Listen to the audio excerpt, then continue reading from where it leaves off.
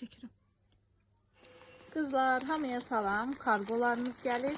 Biz çok olmasa da bağlamalarımız gəldiyi üçün çox sevinirik. Aça bilmədim. Direkt açıq verir. Neyse. Təbii ki, Trendyol sifarişlərimizdir bunlar.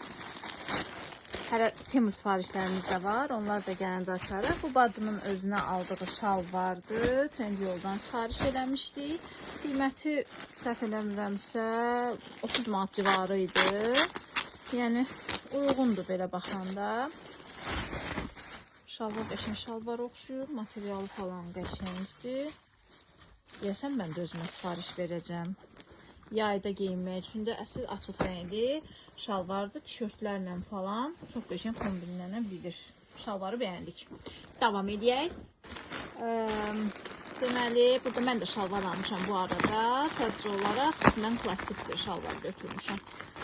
Bu da Trendyolda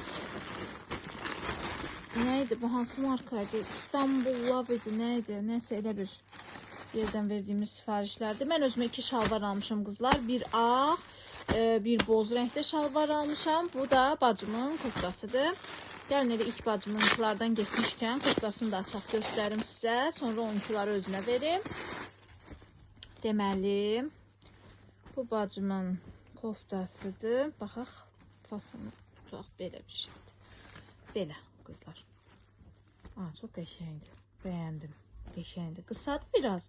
Amma yaxa hissəsi belə varatniki var. Çox qəşəngdir. Bəyəndim.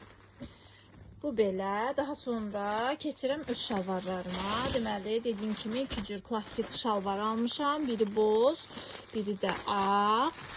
Aha, açın sizlə, sizlərlə birgə baxaq. Deməli, belə boz şalvardır. Aha. Ətəyin klassik, bel hissəsi isə büzməli, səhv eləmirəmsə 38, bəli, 38 razmeri sifariş etmişəm. İndi ağı da açım. İnşallah ki, ağ iç göstərməz. Ağ şalvarların ən belə problemli yeri odur. Baxaq görək, amma yox, material çox yaxşıdır. Deyəsən bəyəndim.